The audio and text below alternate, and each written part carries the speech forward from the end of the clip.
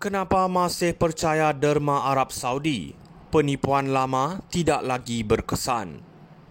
Dalam perkembangan terkini kes Dato' Sri Najib Razak, peguam bela beliau cuba sekali lagi menghidupkan semula naratif derma Arab Saudi mendakwa bahawa wang hampir 80 juta US dollar yang masuk ke akaun Najib berasal dari Kementerian Kewangan Riyadh. Mari kita jujur, ini adalah taktik lapuk yang telah berkali-kali digunakan untuk mengaburi mata rakyat. Apa yang dibawa oleh pembela hanyalah teori lama yang cuba menjustifikasi wang ratusan juta yang masuk ke akaun Najib dengan alasan derma daripada individu atau institusi luar negara. Persoalannya, kenapa derma sebegitu besar dan kenapa hanya seorang pemimpin negara menerima hadiah sebegitu, tanpa sebarang alasan jelas yang berkaitan dengan kebajikan negara. Jika benar ini adalah sumbangan sah, kenapa transaksi-transaksi ini tidak didedahkan lebih awal? Dan kenapa Najib tidak mengambil langkah proaktif untuk memastikan ketelusan wang yang diterima?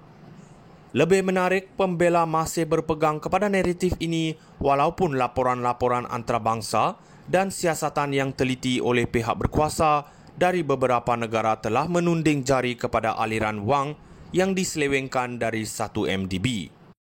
Bagaimana rakyat boleh terus mempercayai derma ini apabila jejak kewangan money trail menunjukkan sebaliknya?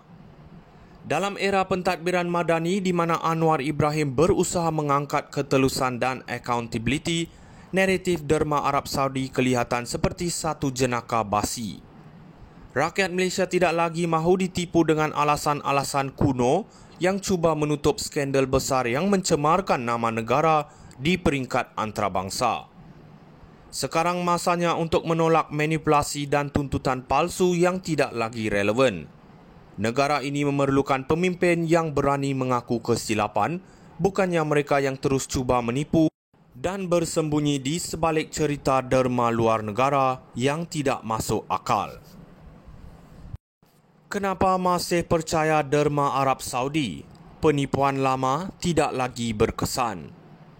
Dalam perkembangan terkini kes Dato' Sri Najib Razak, peguam bela beliau cuba sekali lagi menghidupkan semula naratif derma Arab Saudi mendakwa bahawa wang hampir 80 juta US dollar yang masuk ke akaun Najib berasal dari Kementerian Kewangan Riyadh.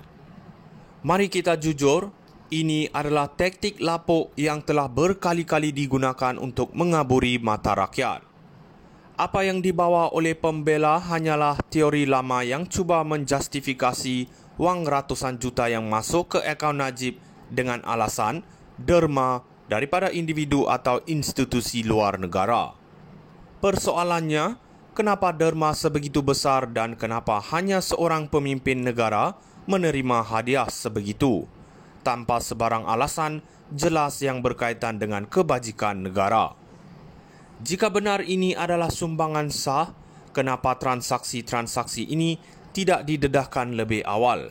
Dan kenapa Najib tidak mengambil langkah proaktif untuk memastikan ketelusan wang yang diterima? Lebih menarik, pembela masih berpegang kepada naratif ini walaupun laporan-laporan antarabangsa dan siasatan yang teliti oleh pihak berkuasa dari beberapa negara telah menunding jari kepada aliran wang yang diselewengkan dari 1 MDB. Bagaimana rakyat boleh terus mempercayai derma ini apabila jejak kewangan money trail menunjukkan sebaliknya?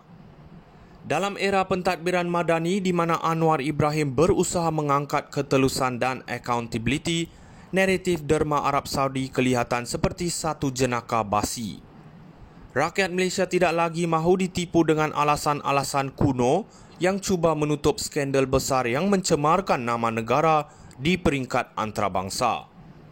Sekarang masanya untuk menolak manipulasi dan tuntutan palsu yang tidak lagi relevan. Negara ini memerlukan pemimpin yang berani mengaku kesilapan, bukannya mereka yang terus cuba menipu dan bersembunyi di sebalik cerita derma luar negara yang tidak masuk akal. Kenapa masih percaya derma Arab Saudi? Penipuan lama tidak lagi berkesan. Dalam perkembangan terkini kes Dato' Sri Najib Razak, peguam bela beliau cuba sekali lagi menghidupkan semula naratif derma Arab Saudi mendakwa bahawa wang hampir 80 juta US dollar yang masuk ke akaun Najib berasal dari Kementerian Kewangan Riyadh. Mari kita jujur, ini adalah taktik lapuk yang telah berkali-kali digunakan untuk mengaburi mata rakyat.